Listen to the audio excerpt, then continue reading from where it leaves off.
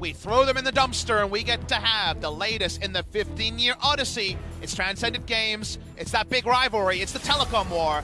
SK Telecom T1 against KT. They return to the Rift once again for this matchup that never seems to end.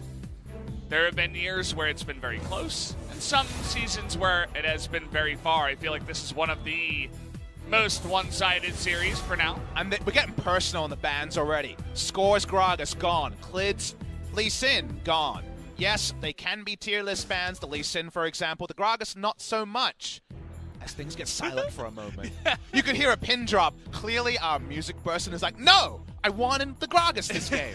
Where's my Hillbilly? The Hillbilly's gone. The Hillbilly's sitting it out. Music guy is really angry now. As my favorite ban currently in solo queue, Vladimir, is going to be locked away. I don't think that was picked or banned a single time in the last series. Nobody plays that from the other two teams. We're bouncing so much. First series was super hyped to watch, and the result, of course, throws a lot of doubt into where the LCK is going. We needed that 2/3 of the way through the season around, it's right now, match number 68, so very much towards the 90 best of threes we play in regular season. 2 more weeks to play after this week that's just starting. Jace blue side ban is very peculiar and suggests that some of those new champions are pushing up. Because why not first pick Jace? You have Khan on your lineup. Yeah. They clearly want to first pick something else because Smeb is also a noted Jace player. LeBlanc's open. Rise priority is way up as a flex draft, and the fact that it can be so strong in a lot of matchups. Lissandra would have been snapped up by, say, for example, Gen G at the first pick, but don't know if that needs the same respect here as an overall first pick, even though it's been a strong pick for Faker. What does he want? Is a very intriguing question, amplified by the blue side Jace ban. Well, Galio had that moment where he lost 8 games in a row, and we were saying, well, are we not going to see Galio anymore? We're going to see him still a lot more, as he gets first picked very often nowadays. Galio's best friend, though, the Kalista that you want to rip him away from, is banned. So does this mean you have the invitation to leave the Galio and find another advantage somewhere else? Zoe, Lissandra, so mid lane matchups are up there. Lots of stuff is really open, and to me, this is more denial than actually power draft for BDD in particular. I love him on the Zoe, for example, in normal terms, but they're going to rip away the guaranteed blow one person up duo of Galio Lissandra, and let's see how SKT will react. Well, we saw a bunch of Vayne in the last series, but SKT not going to go for it for now, as Zoe will be picked into the Lissandra already after KT showed that card. That means that KT did not want SKT to have Lissandra because they have played the other side and BDD's won the other side of the matchup. So expected matchup, but the shoe on the other foot based on what happened previously. And this is interesting. First round Kai'Sa. I think SKT's first rounding AD carry. AD carry support's not a rare thing to do, but I think they want to force an aggressive Draven now, otherwise they'll be banned. Yeah. And they get the Draven now. We code for it. We get it, baby. 83.3%, 5-1. As, well, the guy who used to be a Draven 1 pick gets his pick. And we're going to have a fun bot lane, Papa. We definitely are. We knew when we saw the Kai'Sa, it was SKT saying, you have Draven now or Draven is banned. That was the duality they had to deal with. No first round Draven ban means it may not be a Vayne, but we'll take Draven, a rarer pick in Korea in spite of the win rate we saw, always picked for certain occasions. Now, KT Rolster are in a dilemma because we saw Griffin beat this same strategy of first round Draven against a strong team. And the way they did that was vertical jungling and a tempo jungle lead. So either KT have to hold their jungle pick to last and blind pick a top laner for Smeb, or they have to engineer a spot where they can pick a jungler that doesn't get counterpicked by SKT. So that's a tricky one. Jarvan is the obvious one for Clid, and I think Score. So let's see if the Jarvan's contested at all, but the Olaf ban tells you they want to be able to draft the jungle pick at Gangos. Nocturne taken off the board once again. See a lot of Zoe, Nocturne, Galio, especially out of Griffin, but not going to let SKT into that path as well. Here we go. what do KT decide to pick? Do they hold top lane and stop getting riven, for example, and take the jungler like we're outlining? Jarvan is up, and very, very obvious a choice to take at Score's pick.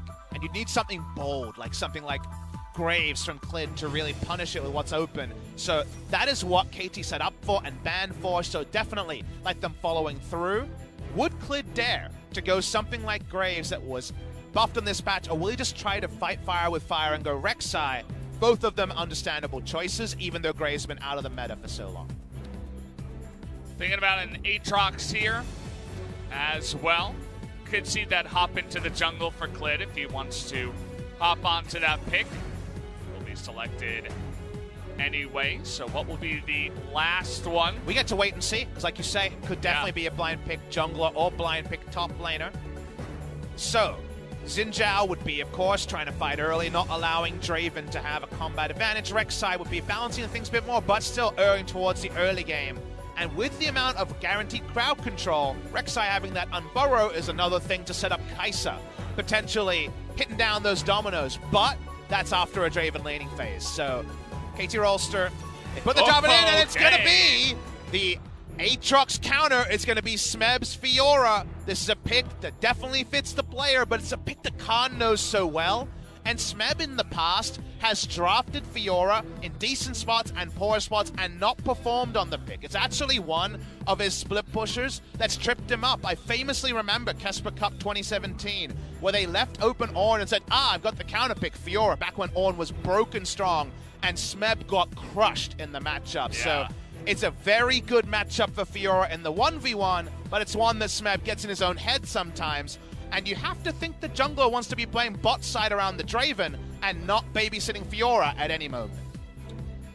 Certainly feels that way as Gango does get his pick. I took a look at the actual games that were played on the Draven. Ghost has played 5 of them. Teddy has played 1. Gango actually hasn't played Draven so far. He's had a lot of Draven bans, and he hasn't played that many games. So we're finally seeing his re-debut Draven out of the LCK, never playing in LCK despite playing in Masters and other professional games in 2014 in Korea on Samsung White. He's back now. He's finally showing us his Draven. It's late, but the best foot forward for Gango should be Draven.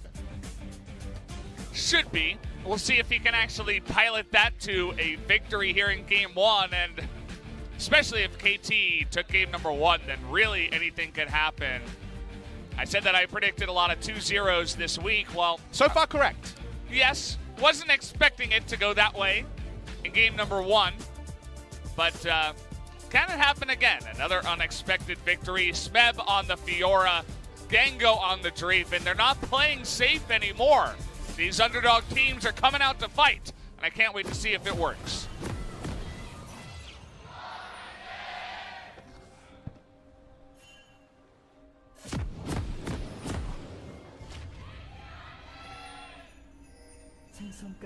Well, we're on the T1 side, on the SKT side, and their tier was massive. KT's one, actually suffering a little bit here as the second team. And it is, again, almost 15 years to the day. The first Telecom war happened. That was in StarCraft Brood War, May 5th, 2004. Technically, it is the last time SKT and KT will meet, given that SKT will be renaming to T1. Like I said on Twitter, the soul of the matchup is the same. The rivalry extends, but the rivalry, the Telecom War name, is based on the fact that SKT and KT are by far the 2 biggest mobile phone service providers in Korea. So there will be a subtle change on the SKT side. I'm really interested about the Draven, because obviously that's the pick that is banned in other regions in the first round, that is left open more often. They're not only lost once, but I love how Griffin on the red side played against a blue side Draven.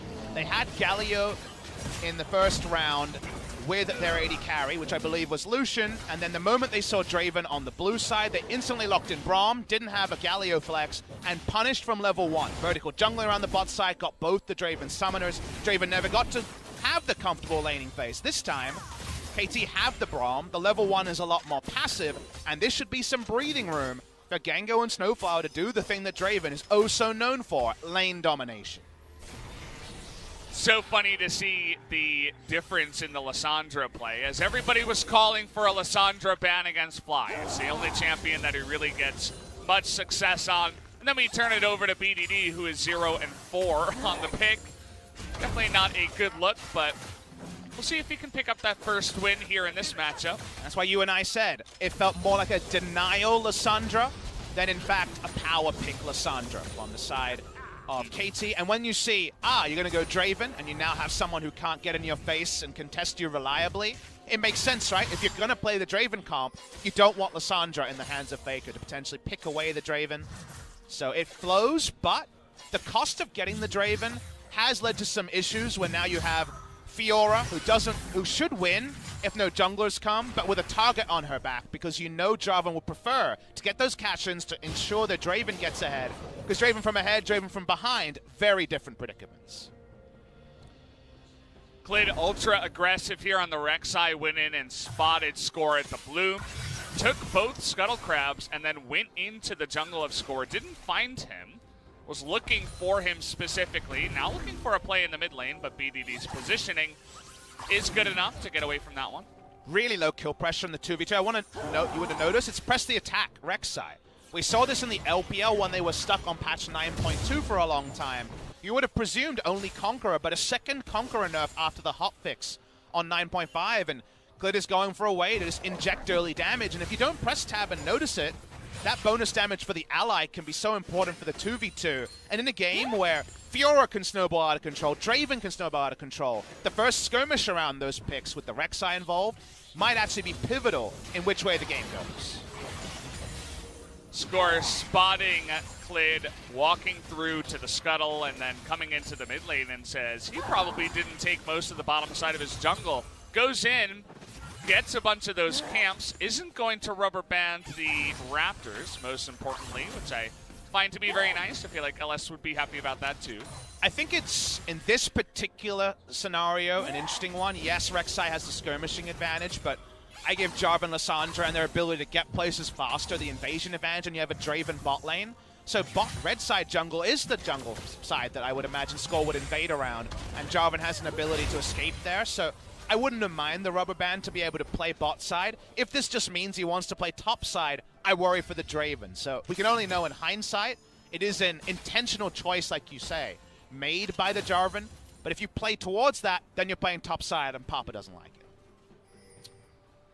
Kind of a wonky lane situation here for Gango. You'll notice that he was missing 2 of the minions, and you point out on the minimap that Jarvan's all the way up at his Krugs, and that Rek'Sai could certainly be around here, so they were playing very safe for just a couple of moments as the lane was pushing, just to make sure they didn't get caught out in a wonky gank time. But actually, at the highest level, it tells SKT everything. It tells SKT that Jarvan's not bot side, because if he is, they're obviously going to greed for autos. It's Draven, right? He's always going to be looking to reset lane. He'll never allow a freeze to happen when he has spinning axes going. So it instantly told SKT, and the comms Mata would have said 100%. Go over the tape if we ever get it.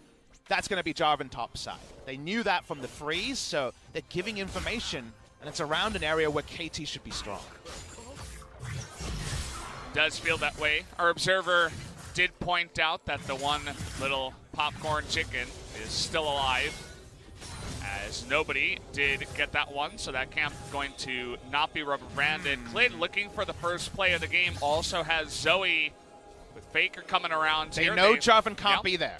They spot him, and in we go. Smeb in a bunch of trouble, gets flashed upon, does riposte and flashes at the last moment, but it's not going to matter as Faker does pick up first blood in the top lane. And that is a squeaky clean dive, and it's something SKT, like we mentioned, it should be complimented for on their LCK Spring 2019 performance that we didn't say about Griffin. SKT are very good at punishing in the early game, and the control ward was what I was trying to gesture to, Valdez, because it spotted Score so early. They knew from about 3 seconds before this replay, the Score couldn't be there. They've got the Aatrox ult, so this dive never fails. Riposte not on time, as Klid is too fast on that one, gets the knock-up, and Aatrox with his ultimate is able to tank it all up. And insult upon injury, Smeb flashes as well too late, so he actually plays that way worse than expected. And unfortunately, this is where I got a bit skeptical of the Fiora, because it just felt like KT had a plan, And then Smeb said yes, and Fiora counters Aatrox, and I'm a Fiora player, and that's not wrong, but it complicates what was previously a pretty simple game plan from the side of KT Rolster, and now Score kind of needs to be top and bot at the same time at all moments, and SKT have an information lead so far this game. Look at Kind's items, too, after the dive. Gets Ninja Tabi in a call. He's like, yeah, okay, buddy. You want to pick Fiora into me? Good counter matchup, lol. And the nameplate's just so on there, because Yeah. that's Khan against Smeb, two legendary top laners who play for lane when they can. The disrespect call is such a fun way to go, and he's already gone into the grasp, and that was something we didn't talk about, but grasp from Khan tells you, well, this is a tricky matchup, I'm going to probably have to play alone. He got the help, and he has the lane insurance keystone with the Ninja Tabi to join in. Ain't no solo kills coming anytime soon. Glid adds to his first blood percentage, by the way. Picks up another engagement up in the top side, and now looking for presence down in the bottom side. Wants to stop the Draven lane presence. Comes in, clears out a ward. He's level 6. They know about his damage, especially with red buff. That means that Gango and Snowflower are going to have to back away and lose a little bit of presence there. I'm so scared if I'm a KT fan looking at the minimap. Look how much information SKT have and how little KT have, and Tremor Sense advantage is on the side of SKT. They are running this map, and wherever they decide action is happening, they're going to play it. Why do you transfer all your power bot side? Now there's a whole lot of darkness, a permanent Nocturne ultimate for Gango to play aggressive around, and that means that Kai'Sa is opening up a CS advantage over the Draven. Yeah. 85 on 72 right now with the lane pushing into Gango, so he can catch up a little bit. Thankfully, KT and Score and the rest of them do realize that that happens. They go down, put down a couple of control wards, open up a bit of the map, and gain themselves a little bit of vision here. So BDD, he's on the roam champion. Well, you don't have river control, so the roam champion is being outranged and outtraded. That's what Zoe does in the Lissandra matchup, even more reliably than something like the LeBlanc matchup we've been focusing on a little bit more intently. Gango is trying to freeze on Draven rather than trying to pressure. This is where Score needs to come in. Super experienced player that's always been praised for his pathing. They need to control something, and the sweeper comes in late, so they actually control exactly way less information than they want to. And SKT say, well, we're going to use this for a back from Mata. He can come back with a couple of control wards, and when the coast is clear, we'll have a vision advantage again. It's really unfortunate for Score. He's spotted the entire way. They're pinging and knowing exactly where the jungler is. Khan gets to just sit up in the top lane, push his lead with the call that he has, have a bit of fun in there. And now you get leads like this where Score's not getting anything. Mata's freshly shopped, Glid's around, doesn't know about the positioning. Score gets the bad information. Eventually you assume he'll have to disengage, but BDD does respond first. Watching the top side, bad recall timing for Smeb. TP down, Khan has TP advantage and is racking up the turret plates. Music to the ears of any Aatrox player, and LS no doubt frustrated that Aatrox coming out pretty unscathed in a pretty hard counter matchup. Well, it helps when your team has vision advantage and the Rek'Sai Zoe go for the first roam on a Fiora that needs a couple of items to get ahead, and he gets that Aatrox online with the call. So, having a bit of fun. Looks like that was 2 plates now up in the top side that are down. The only other plate that's down on the map was in the mid lane, where BDD was able to pick that up with Demolish after Faker went for that roam for the first blood. You see Score having to be in really awkward position. This should never happen. He's looking for a Jarvan proactive gank against Cleanse Zoe in the mid lane, rather than playing top or bot, which are the matchups that are favored for KT. However, Faker's on a ward. Okay, I mean, he's on a ward. He's going to flash away. In comes the Draven ultimate, trying to get that damage down, and they will. 4 members able to group up here, and even Gango from downtown trying to get a little piece of the action. Exactly. 5 people have to be involved to get the single kill. The turret plate is nice to BDD. Now, obviously, Faker recalling on the ward is the big presenting problem, but even from there, he was able to do some outplays. Unfortunately, just like Uzi in Season 2, the question is, why were you there originally? he has the Rek'Sai nearby, and he's like, okay, looks like BDD left lane. I should be safe here. Let's go for a greedy back. I'm going to hold that thought as Gango takes a ton of damage. Teddy versus Gango, who wins Kai'Sa over Draven. Seems like Teddy with the first item, Stormrazor, is going to win. I was going to bring it up. Thank you that you did, but we'll hold off for it for now. Smeb is pretty obviously showing his jungler's top side. Clid gets that information if score moves, but no, he's unborrowed, doesn't know yet. Oh, TP's even coming in here as Clid, kind of an awkward position for him. Does he join? Looks like maybe they're just going to sacrifice Khan as he has World Ender and gets away from 3 people very easily. And with the information and Mata roaming up, they'll get the Rift held under the noses of KT as well. So this time they invest just as much as they did to get 1 kill, and they don't even get that kill, Valdez. Yeah. Well, they give it a try, but the Aatrox makes it work as now Aatrox is in the bottom lane without a ward, but he's going to do a bunch of damage to Snowflower. Will go down in the end. No ward, no ult. That's what I meant, and 3-on-1 this time gets the kill, but meanwhile in the top lane, First Blood turret goes to SKT. Yeah, big tempo lead to SKT. They'll get the secondary charge as well. That is going to be match ending. But getting Draven something going in the bot side, getting in the turret plates and also kill involvement. Can't get a cash in, frustratingly. That is not picked up by the Draven. But that turret was, I believe, full health, and now 3 plates are gone. So you are being able to take a lot of turret damage onto the side of SKT. Maybe even the turret. We'll wait and see. Kai'Sa a long way away, so it should go down.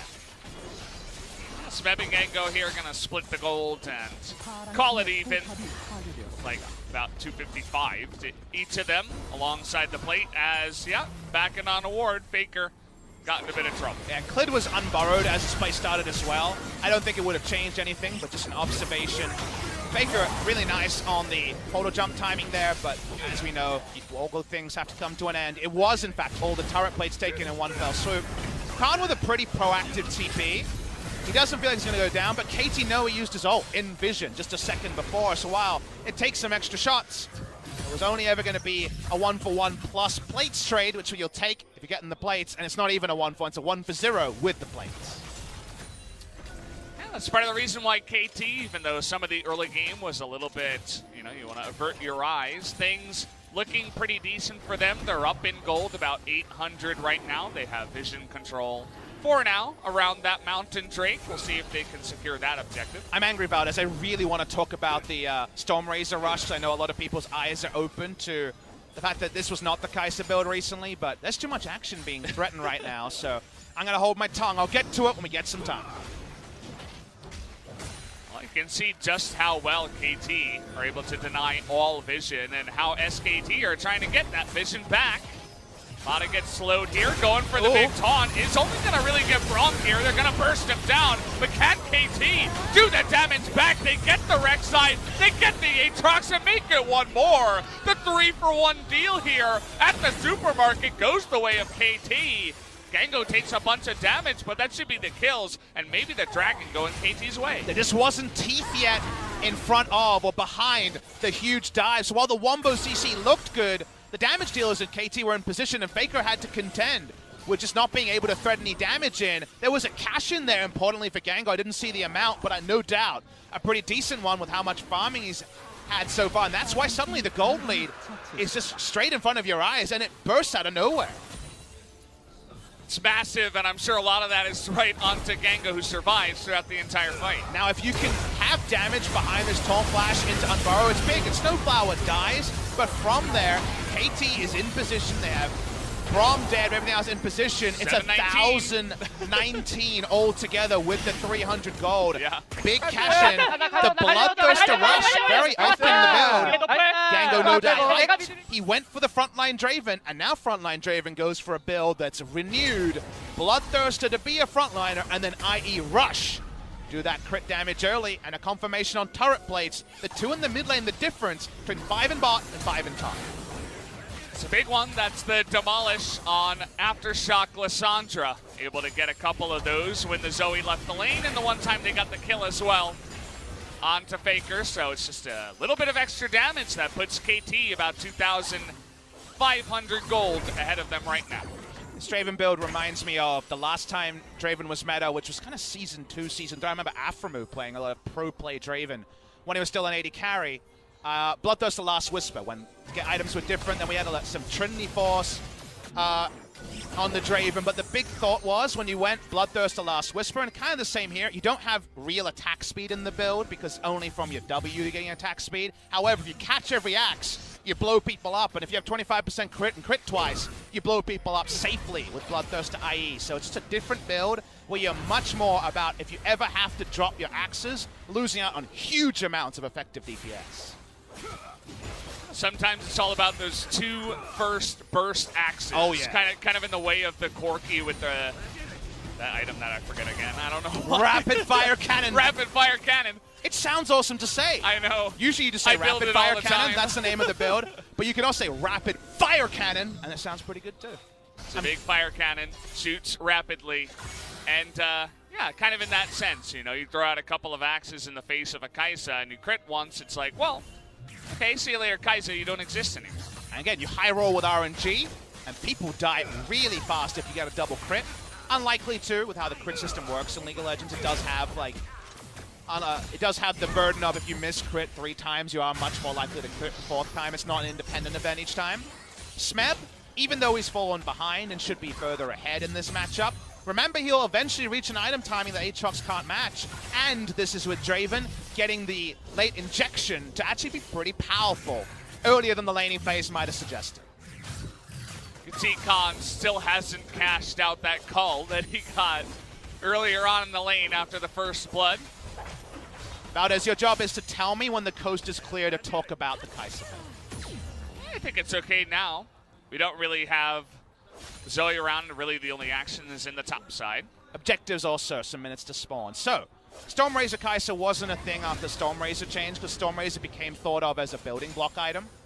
Mainly because the actual selfish stats were nerfed quite a lot, and it was all about the synergy with the energized effects. So what I saw from Viper in solo queue, and I got to ask him about, was going for Fleet Footwork, Stormrazor Rush. After you got 5 AD and 5 attack speed, the item is just more gold efficient because you got more free stats with no shift in the item.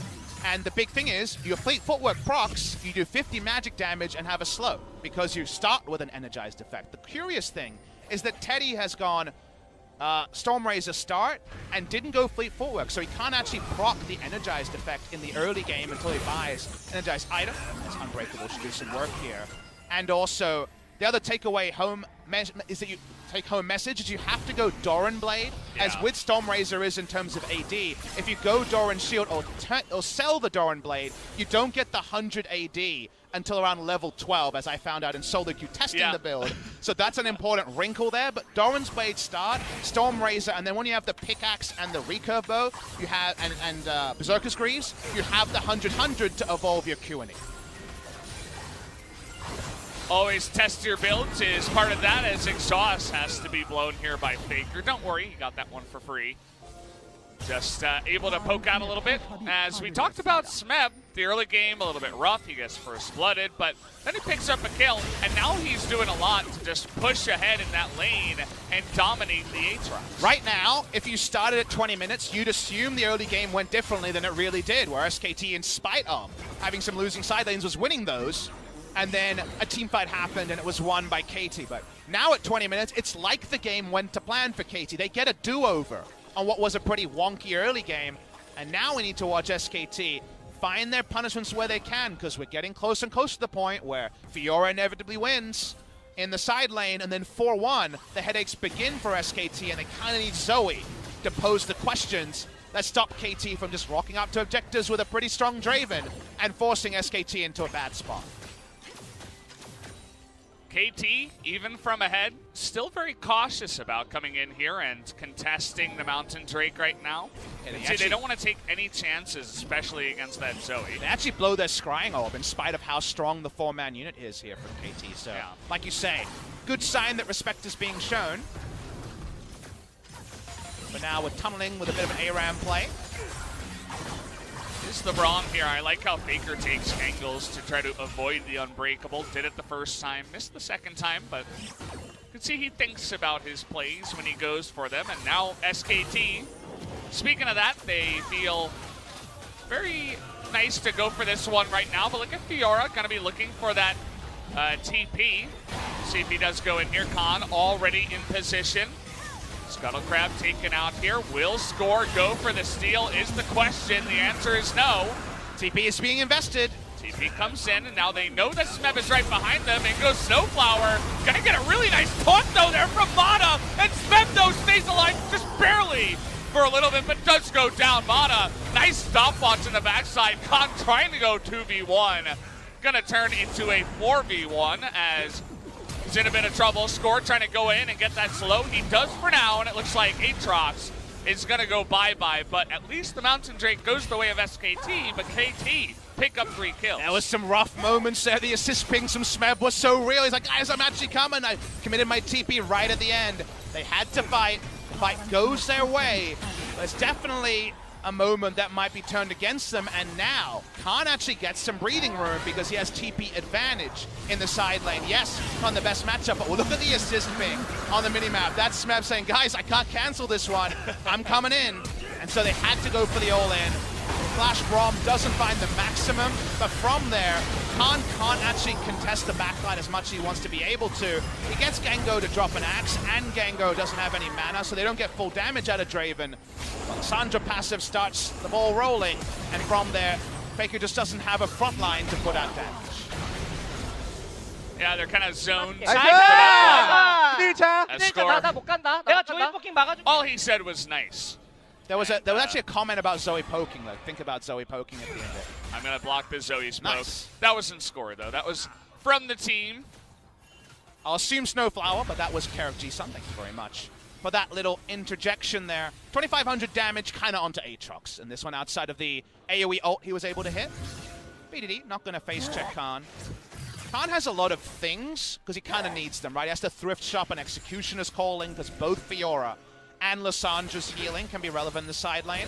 And there's some windows where Khan can do something to the Lissandra, but unlikely to actually have kill pressure unless he has kind of forever to make a very long chase. They changed the lane assignment, so BD can contend. TP being down on Smeb is not actually relevant, given that Khan and BDD are shadowing each other. Teddy thinking about making it interesting in the bot lane, but BDD playing it very safely down here. Not taking any risks. He doesn't really have much vision, so if he doesn't see one of the members in a lane farming, especially a Kai'Sa, he knows to back away. Kai'Sa still no energized effect, so the Stormrazor definitely wouldn't be providing full value in this scenario. Still good, it's definitely better on this patch. We're trying something, but it's a little bit toothless from SKT. Kind of a half-hearted flank there from Khan, as not quite able to make anything happen, as you mentioned. Again, the Stormrazor does evolve well, so maybe it doesn't matter so much, but to me, I guess maybe the adjustment was made. Maybe after seeing Draven, it was, if I don't take press the attack, I'm going to be struggling in lane. We won't even have an all-in effect. If I get a gank bot side, and you had to give up the Stormrazor synergy, and surely will come in later, but again, it's all about Stormrazor and Rageblade still providing those 100 stats. I know on PBE they're again thinking about changing Stormrazor around. Wait to see where it lands, but just wanted to give you guys the update, given that otherwise, if you're playing solo queue and you see a Stormrazor Kai'Sa, you assume they haven't played the game in a while. I've seen it a little bit on the Korean solo queue ladder. A lot of the Korean players definitely very up-to-date and passionate about their League of Legends, trying to learn about all the latest builds and figuring it out as it does go. Honestly, Kai'Sa's the champion that gets me in the practice tour the most because I need to know when the break-even point is. It's not just 180 in items, it's also based on your leveling and stuff like that. So always want to say if it's level 9 or level 12 because it can be so relevant with how much we fight early. Kai'Sa doesn't come online until level 12. Maybe that's too slow for how fast League of Legends is played, but level 9, definitely more comfortable. So need the Doran Blade in there was what we knew. It's different now. He's level 14, so could sell the Doran Blade. Seems like QSS in the inventory. Zoe's poking, but SKT haven't had map control for quite a while. They had it lit up in the early game. But since that team fight went wrong, things are much more KT favored, and now you're face-checking Braum or Draven or Jarvan.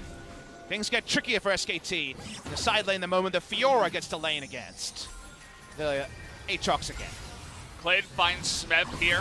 Not going to commit to anything really. Wants to back away. Doesn't want to be choked off there towards the top side, and you can see once again Teddy trying to make things interesting down here. The piggyback ganks that double TP members can do, but also the Kai'Sa in general is known for swooping in as possible.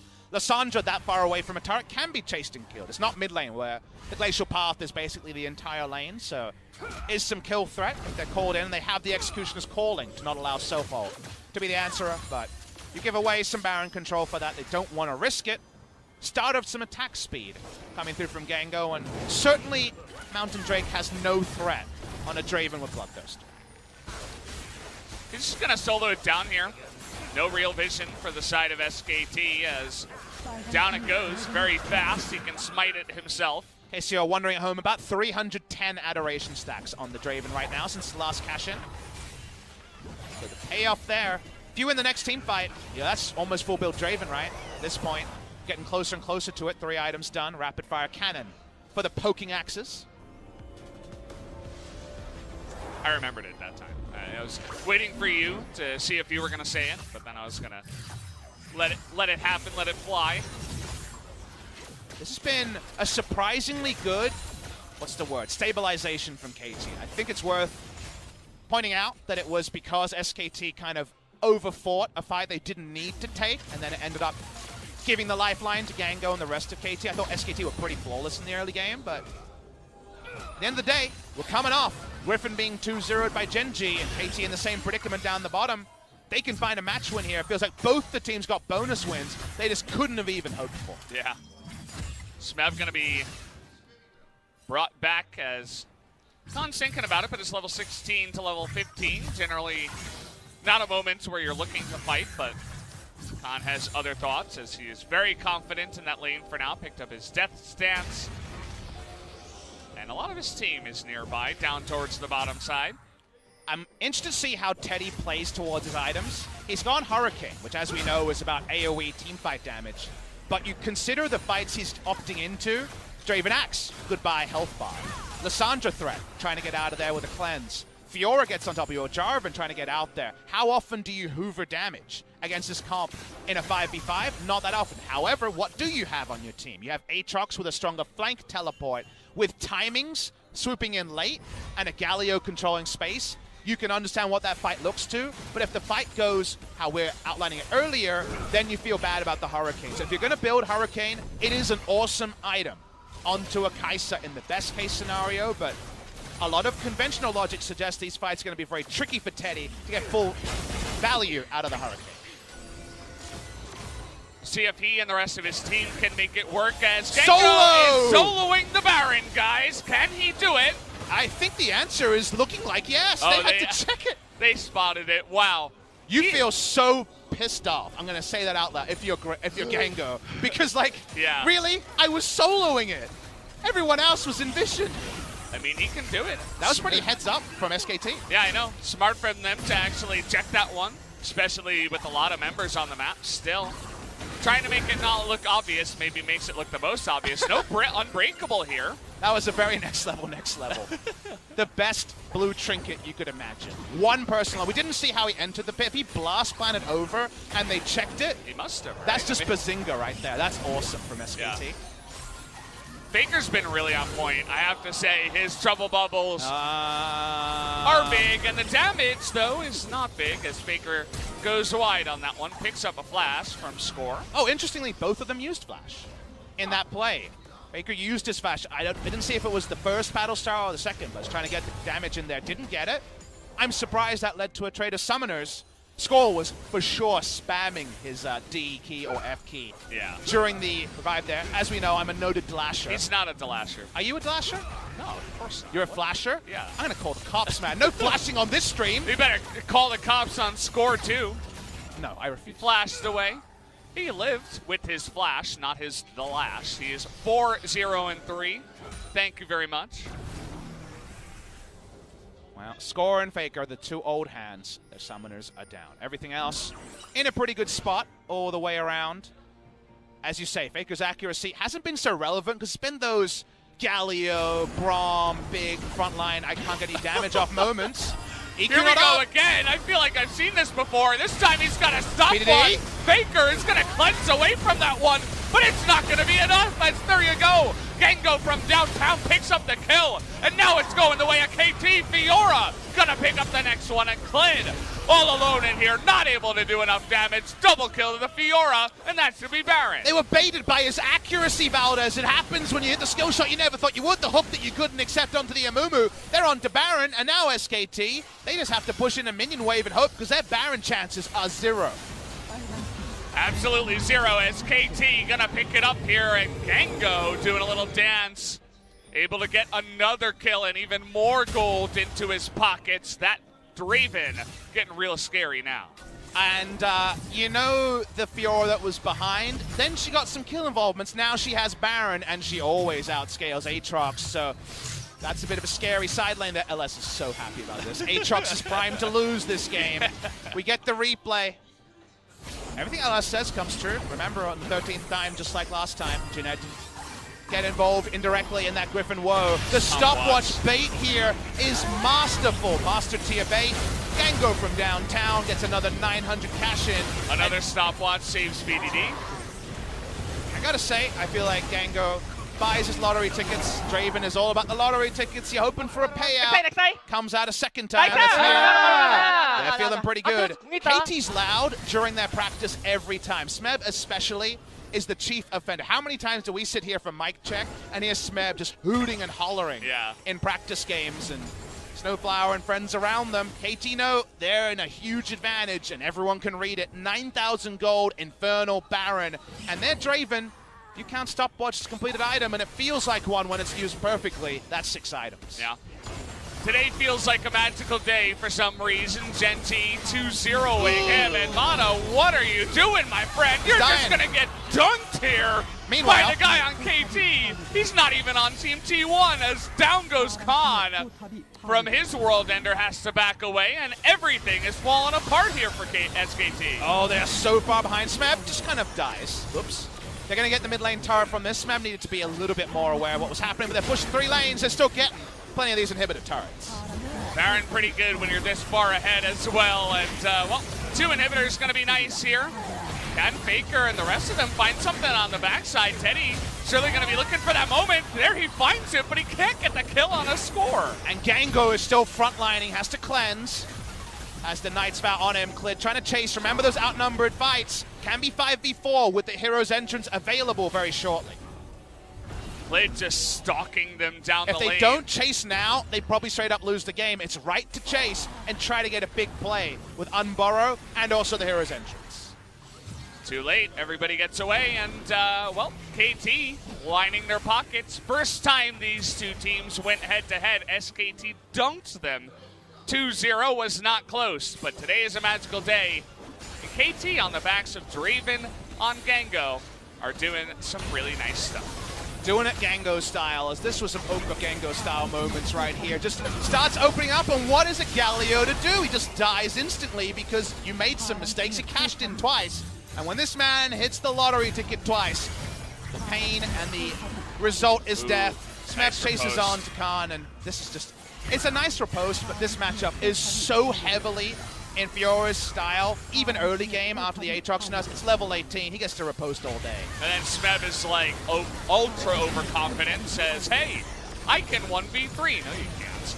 You're good against Aatrox, not against everybody else. Need a couple more items until you can do that on the Fiora. He's getting close. There's no ointment to really take down KT if they're all together and playing even 50% of what they should be doing. It's so hard for them to do anything here. SKT, the Baron buff is not up, so at least the Zoe can poke a bit more reliably and wave clear more reliably, but you see KT roll up with this Draven and you walk away.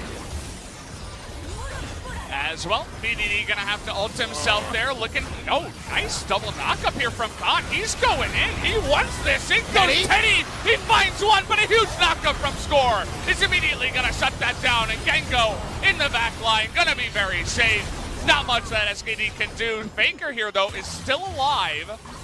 Khan using everything in his toolkit, the World Ender, the GA, is going to make things interesting for just a moment. And that's more than SKT get more often than not. They get 2 for 2 against KT at this point of power, but Unfortunately, the window to actually out-trade and for there to be an assassination backline is too late. The Draven has Guardian Angel Knight's Vow and is just too safe at the front, so they still end up taking down everything bar the last inhibitor of the game. After this is Nexus, best case scenario for SKT, and it required the trouble bubble, making BDD an afterthought in the fight. See Teddy getting the backline right. He gets in where he wants to be, and if we're earlier in the game and those cash-ins never came out, he doesn't die. He does turn this around. The Hurricane does work, but you got to pay for the sins of your early game. Griffin just did, and they were denied a perfect season. There is still very, very unlikely chance that we see some epic outplays, or Smeb is not present at a 5v4, but if all 5 members are playing buddy system leapfrog, I don't see how KT lose a 5v5. I mean, Gengo didn't lose his GA, right? And Score still has his, so the potential for all-in engages and a Draven that just does not die and does insane crit damage onto anybody on that team now is very high. I love how safe Teddy's TP was. It was onto a Rek'Sai tunnel, further back than even the red buff. Watching here, the positioning, getting the zoom out. BDD not spotted yet. Oh, Faker could be in a lot of trouble here. You got the Lysandra right behind you, and down you go. Can't be roaming through the jungle. Smeb trying to go 1v3 again. Might be taken out here. Does have Snowflower. In goes Teddy trying to do that damage, but Gengo is the ruler of that gang down on the bottom side. Now trying to go 1v3 himself. If there was anyone to do it, it would be him, but looks like SKT just going to back away, and now with KT in position, should take out another inhibitor. KT have no incentive to actually fight SKT. They've got first access to first the inhibitor, and now the Nexus turrets. Smith dashes into this one with the home guard, and, well, SKT don't have much left. It's League of Stopwatch here as everybody's getting chunked away. Rek'Sai is going to go invulnerable for just a moment, but KT, adding to the magical day, will get another knock-up and another kill into the Nexus, exploding 1-0 for KT. Opposite day, and the LCK continues. It's not just a one-series phenomenon. The magic is in the air. KT Rolster 15 years ago in the first Telecom war won 2-0. We thought we might get the counterpoint in SKT 2-0 to make it two sides of the coin. 15 years later, the last time SKT T1 as their full name take on KT. KT surprised them. The Draven shouldn't have been a surprise. Even the fans had the Draven signs ready for Gengo. Yeah. The Gengo comes in, plays the Draven, and will SKT do what Griffin didn't? They can just ban Draven in game number 2 and make him have to recreate the play away from the comfort of Gengo's Draven. For some reason, it feels like SKT are going to learn, and they're going to ban this champ, but there's no greater insult than using T1's own champion up against T1. Gotta hand it to Gengo and the KT squad. I see what you did. Really good stuff there. I see what you did from them as, well, I think you just can't let him get Draven, right? It's too good. Do SKT have to try to buy out Tyler 1 now that they are T1? That's a really interesting question. Maybe. That is some epic brand synergy right there. Let's get them on the team. Why not? They're signing streamers today. They announced a few in other games, so we'll leave that one out there. Very interesting game number 1. But in series number 1, we had to see the game 2 draft to know what it meant. This was really well run by KT, and if you ban Draven, it doesn't solve the scenario because the Draven was the benefactor of SKT taking a fight they shouldn't have taken, and then from there can uniquely snowball away with the cash out from the passive, but otherwise, SKT had an amazing first 8 to 10 minutes until that timestamp that you'll know from the VOD review. They don't know it yet. The coach will show them where things went from there, and KT ran away with it in impressive fashion. You can see it on the screen here. We'll call it 13 minutes. Maybe it was even later than that, but they got those 5 turret plates bot lane when Khan went for the pretty bold TP. And those 2 moments together were the invitation that KT attended, and they found a victory in a surprise fashion over SKT. Definitely on paper is a surprise, but for some reason today, the magic's in the air, and it was almost expected. You see Gengo lock in the Draven, and you're like, well, this could be some spicy stuff. Now, they only won the 1 game. Can they take the series? Especially when SKT generally respond pretty well in the pick bans and ban out stuff they have to. We'll get to find out very soon, Valdez. That's the best part. Yeah, so guys, we're going to be back after a quick commercial break for game number 2.